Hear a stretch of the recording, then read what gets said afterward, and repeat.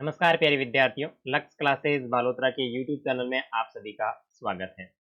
प्यारे विद्यार्थियों, अपन आपकी 8वीं क्लास का जो आपका भूगोल विषय है, उसके अंदर आपकी जो पुस्तक संचालित होती है संसाधन एवं विकास, जिसको अपन भूगोल के बारे में जानते हैं, उस पुस्तक के अंदर अपन आपके चौथे अध्याय की बातचीत कर रहे थे, जिसका नाम था कृषि। और इससे संबंधित आज अपनी चौथी क्लास है। आपका चौथा अध्याय है और आज अपनी जो क्लास है वो चौथी क्लास है। ठीक है। अब देखो, आपके इस अध्याय से संबंधित पहले मैंने 3 क्लासें ले रखी है। वो क्लासें आप ये यूट्यूब पे सर्च करोगे @लक्ष्य क्लासेस बालोतरा, ऐसे सर्च करोगे तो आ जाएगा और वहां आपको प्लेलिस्ट में जाना है। प्लेलिस्ट में जाने के बाद में पहले के 3 वीडियो देख लीजिए, उसके बाद में ये चौथा वीडियो देखेंगे तो आपको अच्छी तरीके से समझ में आएगा। तो चलिए मैं डायरेक्ट आपकी क्लास को शुरू ही कर लेता हूँ। ओके, शुरू से मैं आपको रिवाइज करवा लेता हूँ ताकि आपकी चीजें दिमाग में वापस पुनः रिवाइज हो जाए और अच्छी तरीके से आपके दिमाग में सेट रहे। ओके, ठीक है। अपन आपके कृषि के बारे में बातचीत कर रहे थे। अपन ने 3 प्रकार की क्रियाएं पढ़ी, प्राथमिक, द्वितीयक और तृतीयक। आपको ध्यान में रहना चाहिए कि प्राथमिक क्रिया क्या होती है, द्वितीयक क्रिया क्या रहती है और तृतीयक क्रिया क्या रहती है। एग्रीकल्चर शब्द के बारे में देखा था। एग्री और कल्चर से बना है, लैटिन भाषा का शब्द है। एग्री का मतलब होता है मिट्टी और कल्चर का मतलब होता है कृषि। ठीक है। उसके बाद में अपने कृषि के अंदर प्राथमिक क्रिया देखी थी कि किस तरीके से कृषि कार्य होता है और कौन कौन सी जमीन इसके अंदर लगी हुई है। ठीक है। फिर मैंने आपको एग्रीकल्चर शब्द से संबंधित 3-4 शब्द बताए थे। एग्रीकल्चर का मतलब कृषि कार्य करना, सेरिकल्चर का मतलब रेशम का उत्पादन और पीसीकल्चर का मतलब है मत्स्य पालन। और जो आपका विटीकल्चर है, इसका मतलब है आपके अंगूरों की खेती अर्थात द्राक्षा कृषि। और हॉर्टिकल्चर का मतलब है उद्यान कृषि। ठीक है। उसके बाद में अपने कृषि के प्रकार देखे थे और कृषि के प्रकारों को मैंने कहा था कि मैं आपको जो अपना चौथा पार्ट होगा उसके अंदर कृषि के प्रकारों को अलग से समझाने का प्रयास करूंगा। तो मैं भी आपको साइड में पूरा एकदम अच्छी तरीके से चार्ट बना के बता देता हूँ ताकि आपकी सारी चीजें रिवाइज भी हो जाएगी और अच्छे से दिमाग में सेट भी हो जाएगी। तो चलो। हम्म देखो, मुख्यतः जो कृषि के प्रकार है वो 2 प्रकार है। कितने प्रकार है? 2 प्रकार है। कौन कौन से प्रकार है? मुख्यतः एक तो है निर्वाह कृषि,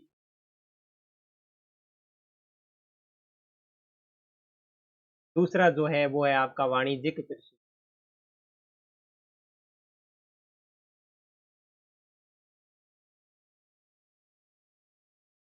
ठीक है। अब इसके बाद में निर्वाह कृषि किसे कहते हैं? भाई, परिवार के एक ही सदस्य के द्वारा की जाती है और इसमें परिवार के लोग मिलकर ही श्रम लगाते हैं और उत्पादन करते हैं और परिवार की आवश्यकताओं के लिए ही की जाती है। ठीक है।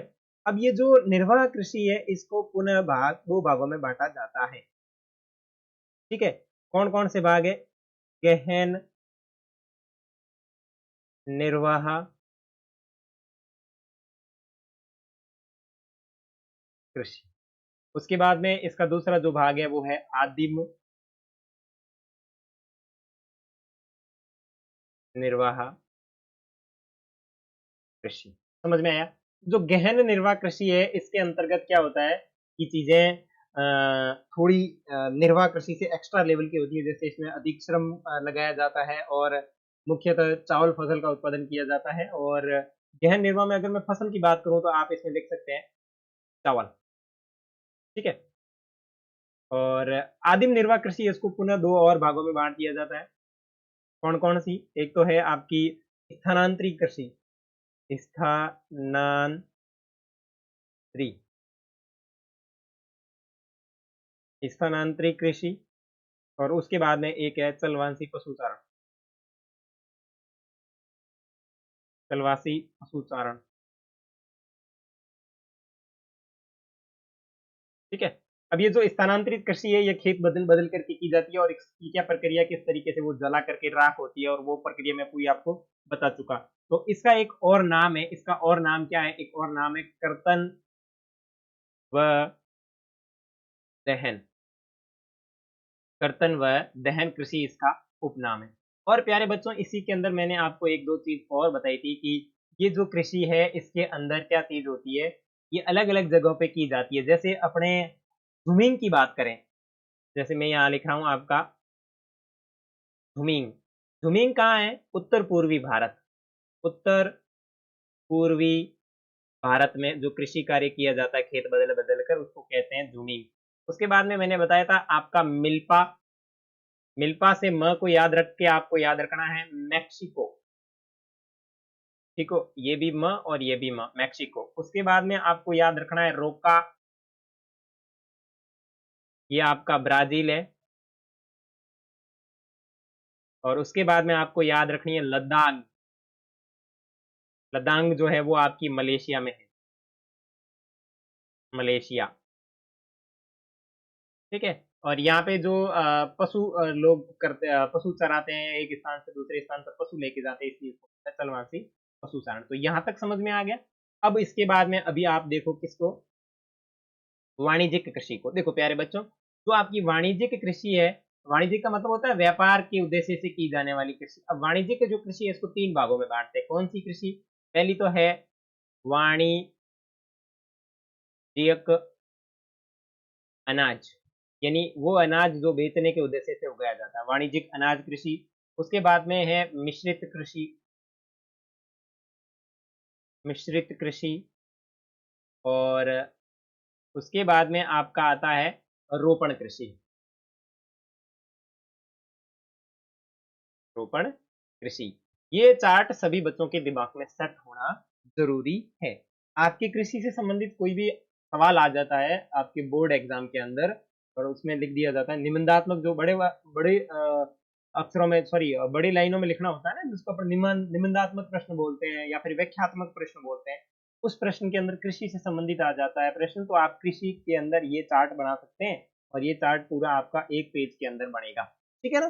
तो ये चार्ट आपको पूरा मुख्य जबान आपके याद होना चाहिए, तभी आप सारी चीजें कर पाएंगे। वापस लौट जाते हैं अपन अपने कृषि के प्रकार के अंदर। मैंने अभी आपको सारे कृषि के प्रकार बता दिए, ठीक है। उसके बाद में हाँ, ये सारे देख लिए थे।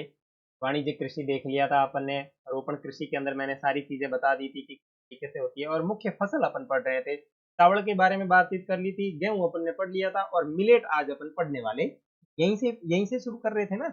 ओके, मिलेट आज अपन पढ़ने वाले थे। मिलेट का मतलब क्या होता है बच्चों? मिलेट का मतलब होता है बाजरा, यानी जो मोटा अनाज होता है ना, जो मोटा अनाज होता है उसको बोला जाता है मिलेट। क्या बोला जाता है? मिलेट बोला जाता है। जैसे कि आपका मोटा अनाज के अंदर अपन बात करें तो अपना प्यारा प्यारा बाजरा, जिसका रोट बना के अपन खाते हैं, ठीक है। ओके, अब इसको पढ़ते हैं। ये मोटे अनाज के रूप में भी जाने जाते हैं और कम उपजाऊ तथा बलुई मृदा में उगाई जा सकती है। विशेषता देखो, ये कैसे जाने जाते हैं? मोटे अनाज के रूप में जाने जाते हैं और कम उपजाऊ भूमि होती है। अपने पश्चिमी राजस्थान की जो जमीन है ना, वो कम उपजाऊ जमीन है, कम उपजाऊ वाली भूमि में ये उग सकते हैं। और यहाँ बलुई मृदा होती है। बलुई का मतलब है कि जिसके अंदर कण होते हैं। जैसे आप अपने धोरों की जो रेत जाके देखोगे ना, वो रेत जो नदी वाला जो रेत होती है उससे अलग है, क्योंकि यहाँ पे छोटे छोटे कण है रेत के अंदर, तो उसको बोलते हैं बलुई मृदा, ठीक है। और ये ऐसी फसल है जिससे कम वर्षा और उच्च से मध्यम तापमान तथा पर्याप्त सूर्य की प्रकाश की आवश्यकता होती है।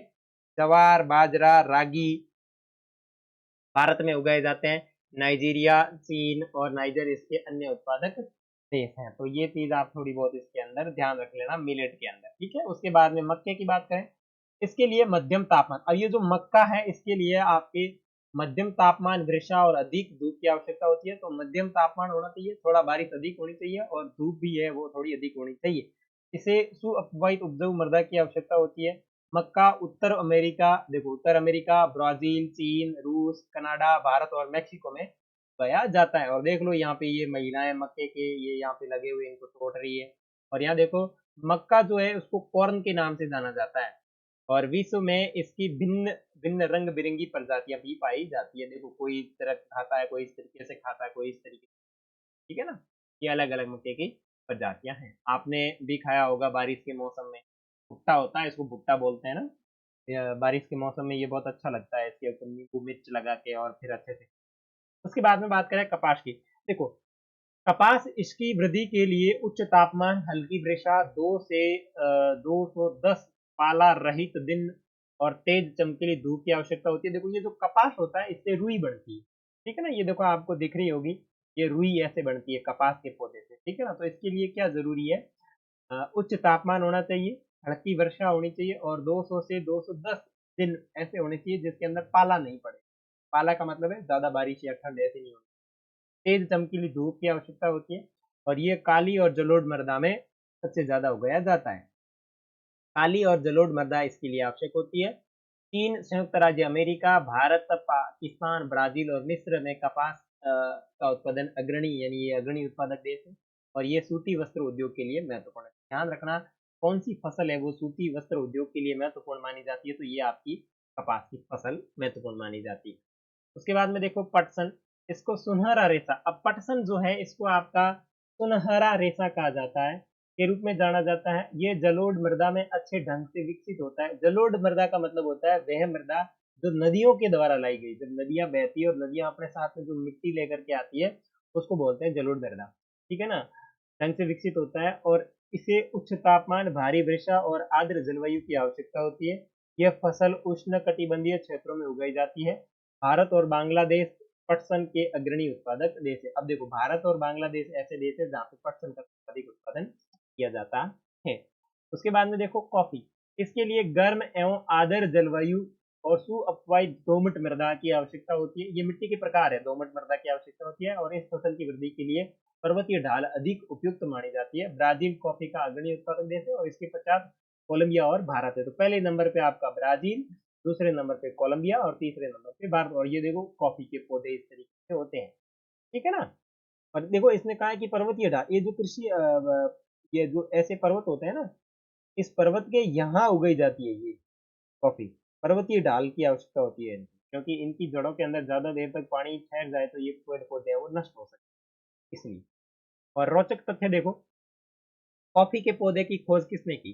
कॉफी की खोज के विषय में विभिन्न कहानियां प्रचलित है। लगभग 850 ईस्वी में काल्दी नामक एक अरबवासी जो बकरी चराने वाला था, अपनी बकरियों की अनोखी उछल कूद और हरकतों को देखकर परेशान था और एक दिन उसने भी सदाहरित पौधों की फलियों को चख कर देखा, जिसने उसकी बकरियां प्रतिदिन खाया करती थी। ठीक है, मतलब उसकी जो प्रक्रिया है, जो उनकी बकरियां हैं वो उसको रोज खाया करती थी और उसने आनंद के भाव अनुभव करने के बाद अपनी खोज के विषय में संसार को बताया। तो ये कहानी आप बिल्कुल अच्छे से कि बकरियां उसको खाती थी, तो उसने भी टेस्ट किया कि भाई किसने।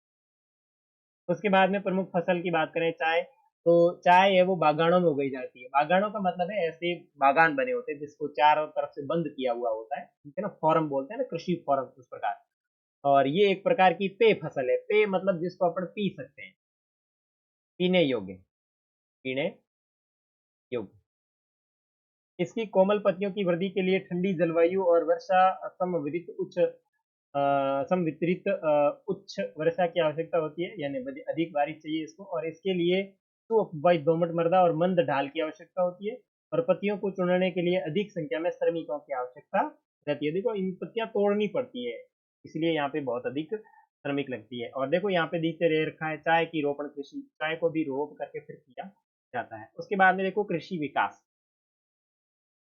कृषि विकास का संबंध बढ़ती जनसंख्या की बढ़ती मांग को पूरा करने के लिए कृषि के उत्पादन को बढ़ाने की दिशा में किए जाने वाले प्रयासों में से है। और यह कई तरीके से प्राप्त किया जा सकता है, जैसे बोए गए क्षेत्र में विस्तार करके बोई जाने वाली फसलों की संख्या बढ़ाकर, सिंचाई सुविधाओं में सुधार करके, उर्वरकों और उच्च उपज देने वाले बीजों के द्वारा। कृषि का मशीनीकरण भी कृषि के विकास का एक अन्य पहलू है। कृषि के विकास का परम लक्ष्य खाद्य सुरक्षा को बढ़ाना है। कृषि का विकास विश्व के विभिन्न भागों में भिन्न गतियों से हुआ है और अधिक जनसंख्या वाले विकासशील देश जैसे अधिकतर गहन कृषि करते हैं। गहन कृषि का मतलब क्या होता है आपको पता होना चाहिए। जहाँ छोटी जोतों पर सामान्यतः जीविकोपार्जन, जीविकोपार्जन का मतलब है केवल जीवन यापन करने के लिए की जाने वाली कृषि, फसलें उगाई जाती है। तो बड़ी जोतें वाणिज्यिक, और बड़ी जोतों का मतलब ये हुआ कि जहाँ विस्तृत कृषि की जाती है वो वाणिज्यिक दृष्टि से की जाती है, यानी बेचने की दृष्टि से की जाती है। जैसे संयुक्त राज्य अमेरिका, कनाडा, ऑस्ट्रेलिया में है। आओ हम दो फॉर्मों, एक भारत और दूसरे संयुक्त राज्य अमेरिका के वस्तु स्थिति अध्ययनों की सहायता से विकासशील और विकसित देशों की कृषि के विषय में जानेंगे। विकासशील और विकसित देश क्या होते हैं इसके बारे में सुनो। देखो विकासशील का मतलब होता है कि जो अभी अभी विकसित होने की कोशिश कर रहा है, जहाँ पे वेल्ड टेक्नोलॉजी, फुल टेक्नोलॉजी। देखो अमेरिका है वो एक विकसित देश है, वहाँ पे बहुत ही अत्याधुनिक टेक्नोलॉजी के साथ में कृषि कार्य किया जाता है। हर एक कार्य को करने के लिए वहाँ पे मशीन है, उसको बोलते हैं विकसित देश। अपने भारत में ज़्यादातर है वो अपना हाथ से ही काम चला लेते हैं, तो अभी भारत थोड़ा विकासशील देश। यहाँ देखो क्या आप जानते हैं कि अंदर देखो खाद्य सुरक्षा तभी बनी रहती है जब सभी व्यक्तियों को क्रियाशील और स्वस्थ जीवन जीने के लिए आहार की आवश्यकता और प्राथमिकता के आधार पर हर समय पर्याप्त सुरक्षित और पौष्टिक खाद्य पदार्थों की सुविधा उपलब्ध हो, और ये सारी चीजें कृषि से अपने को प्राप्त होती है। देखो भारत का एक फॉर्म, उत्तर प्रदेश के गाजीपुर जिले में आदिलाबाद एक छोटा सा गांव है। मुन्ना लाल इस गांव का एक छोटा किसान है जिसके पास लगभग 1.5 हेक्टेयर का एक फॉर्म है। इसका आवास मुख्यतः गांव के अंदर बना हुआ है और वह अधिक उपज देने वाले बीजों को बाजार से वृक्षों के एकांतर पर खरीदता है। उसकी भूमि उर्वरक है, उर्वर मतलब कृषि करने योग्य है, और वर्ष में कम से कम 2 फसलें सामान्यतः गेहूं और चावल और दालें उगाता है। किसान अपने मित्रों और बुजुर्गों के साथ साथ सरकारी कृषि अधिकारियों से कृषि कार्यों के संबंध में सलाह लेता है। वह अपने खेत की जुताई के लिए भाड़े पर ट्रैक्टर लाता है। यद्यपि उसके कुछ मित्र अभी भी बैलों से खेतों को जोतने की परंपरागत विधि का प्रयोग करते हैं, और समीप के खेतों में नलकूप है जिसे वह अपने खेत की सिंचाई के लिए भाड़े पर लेता है। मुन्नालाल के पास 2 भैंस और कुछ मुर्गियां भी हैं। वह निकट के शहर में स्थित सहकारी भंडार से दूध बेच लेता है और वहां का एक सदस्य है। सहकारी समिति उसके जानवरों के लिए चारे के प्रकार, पशुधन के स्वास्थ्य के सुरक्षात्मक उपायों और कृत्रिम गर्भाधान के संबंध में भी सलाह देता है। कृषि के विविध कार्यों में परिवार के सभी सदस्य है वो सहायता करते हैं। कभी-कभी वह बैंक या कृषि सहकारी समिति से बीज की उच्च उपज वाली किस्मों और औजारों को भी खरीदने के लिए ऋण देता है। तो यहाँ जो कृषि कार्य के लिए जो ऋण देती है वो है कृषि सहकारी समिति, और वह अपने उत्पाद को निकट के शहर में स्थित मंडी में बेचता है। और अधिकांश किसानों के पास भंडारण सुविधाओं की कमी होने के कारण इसलिए वो बाजार के अनुकूल न होने पर अपने उत्पादकों को बेचने के लिए विवश होते हैं। हाल के वर्षों में सरकार ने भंडारण की सुविधा के विकास के लिए कुछ कदम उठाए। आगे देखो भारत के खेत। अब ये भारत के खेत इस तरीके से देखते हैं, आपको दिख रहा होगा यहाँ ढाणियाँ बनी हुई है, यहाँ पे ये खेत बने हुए हैं। आगे देखो संयुक्त राज्य अमेरिका के एक फॉर्म। पहले तो आप इस चित्र को देखो, यहाँ पे किस तरीके से देखो कितना शानदार तरीके से टेक्नोलॉजी के साथ में खेत बनाए हुए हैं। और संयुक्त राज्य अमेरिका में फॉर्म का औसत आकार भारतीय फॉर्म की तुलना में बहुत बड़ा है। संयुक्त राज्य अमेरिका में एक पारूपिक फॉर्म आकार 250 हेक्टर होता है। किसान सामान्यतः फॉर्म में रहता है। मक्का, सोयाबीन, गेहूं, चुकंदर यहाँ उगाया जाने वाला मुख्यतः फसलें हैं। संयुक्त राज्य अमेरिका के मध्य पश्चिम में स्थित आयोवा राज्य है, देखो आयोवा एक राज्य है का एक किसान हुरोन के पास 300 हेक्टर जमीन है। वह अपने खेत में मक्का तब उगाता है जब वह आश्वस्त हो कि मृदा और जल संसाधन इस फसल की आवश्यकता को पूरा कर देंगे। फसल को नुकसान पहुंचाने वाले पीड़ितों पर नियंत्रण पर्याप्त उपाय किए जाते हैं। समय समय पर वह मृदा के नमूनों को मृदा परीक्षण प्रयोगशाला में जांच के लिए भेजता है, और वहां पता है मतलब मिट्टी जो होती है उसकी जांच करवाई जाती है। लैब में भेज के उसकी जांच करते हैं कि भाई इस मिट्टी के अंदर ये फसल उगाई जा सकती है या नहीं। अपने अटन नहीं हुआ याडो, अपने अटन भाई साहब तभी दबाई वो तभी लगा दी, कोई बात नहीं, अपन फसल का उत्पादन कर लेते हैं, लेकिन वहां ऐसा नहीं होता। ये परिणाम जो और उनको वैज्ञानिक उर्वरक कार्यक्रम की योजना बनाने में मदद करते हैं। उसका कंप्यूटर उपग्रह से जुड़ा हुआ है जो उसे उसके खेत की यथावत तस्वीरें देता है। ये रासायनिक उर्वरकों और पीड़कनाशकों का आवश्यकता अनुसार प्रयोग करने में उसकी मदद करता है। वह ट्रैक्टरों बीजों को बोने की मशीनें देखो, ये देखो इस तरीके से छिड़काव हो रहा है इनकी फसलों में, और अपने भाई साहब कटे पड़े होते हेलीकॉप्टर छिड़काव करने दें। वह ट्रैक्टरों और बीजों मशीनों की समतलक संयुक्त हार्वेस्टर और थ्रेसर का उपयोग कृषि संबंधित विविध संक्रियाओं में करता है, और इनके सारे स्वयं के ही होते हैं। देखो ये ट्रैक्टर, ये मशीन अनाज स्वचालित अन्न भंडारों में संचित किए जाते हैं अथवा बाजार अभिकरणों यानी मार्केट एजेंसियों में भेजे जाते हैं। ये देखो भंडार करने के लिए घर भी बनाए हुए। और संयुक्त राज्य अमेरिका में किसान एक व्यवसायिक तरीका काम करता है, न कि खेती और किसान। देखो दोनों में डिफरेंट है, वहाँ पे व्यवसाय की तरह काम करते हैं और यहाँ पे खेती और किसान की तरह काम करते हैं, और ये यहाँ पे आप देख सकते हैं। ये आगे आपके प्रश्न है, तो प्रश्न करवाने के बाद में मैं आपका आगे का जो 5वां अध्याय है उद्योग, उसको शुरू कराएंगे। ठीक है ना, यहाँ तक सारी चीजें आपको समझ में आई होगी। नेक्स्ट जो आपकी होगी उस क्लास के अंदर आपके प्रश्न करके 5वां अध्याय शुरू करने वाले हैं। पूरे अध्याय में से कोई भी चीज या शब्द आपको समझ में नहीं आया तो मुझे कमेंट करके जरूर बताएं, मैं उसके बारे में आपको जानकारी दे दूंगा। अगर इस चैनल के ऊपर नए हैं तो इस चैनल को सब्सक्राइब करें, साथ ही साथ बेल आइकन को प्रेस करें और अपने फ्रेंड्स को इसका लिंक जरूर शेयर करें।